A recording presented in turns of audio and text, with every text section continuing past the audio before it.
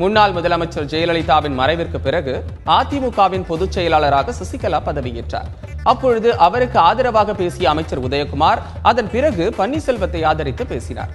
தற்பொழுது எடப்பாடி பழனிசாமி அணியில் இருக்கும் உதயகுமார் தினகரனுக்கு எதிராக கருத்து தெரிவித்துள்ளார். பல்வேறு சந்தர்ப்பங்களில் அவர் அளித்த நேர்காணல்களை தற்பொழுது பார்க்கலாம்.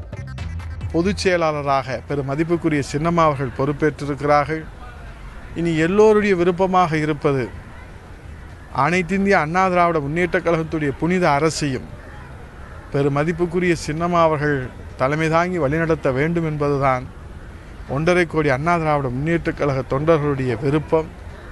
அந்த விருப்பத்தை இதே புனித ஸ்தலத்தில் தீர்மானமாக நிறைவேற்றி பெரும் மதிப்புக்குரிய சின்னம்மா அவரிடத்திலே நேரிலே ஒப்படைத்திருக்கிறோம். ஓபிஎஸ் பின்னால் திமுக இருக்கிறது.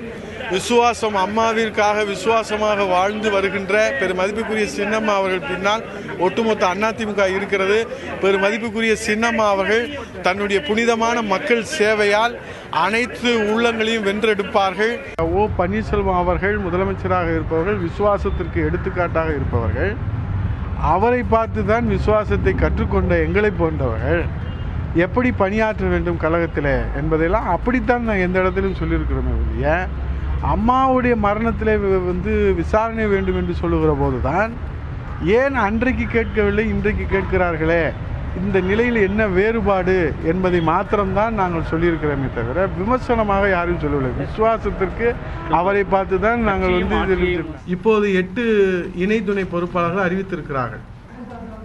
அவர்களெல்லாம் நான் நன்றாக அறிவேன். அவருடைய பணியும் மிக சிறந்த பணி. அவர்கள் இந்த பதவிக்கு ஏற்றவர்கள் தான், தகுதியானவர்கள் தான்.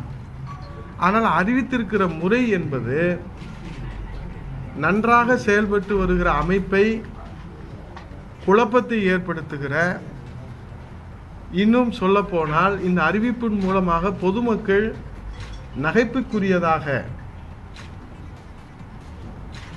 ஒரு பதவி என்பதை ஒரு கேலி கூத்தாக இந்த அறிவிப்பு இன்றைக்கு வெளியிடப்பட்டிருக்கிறது.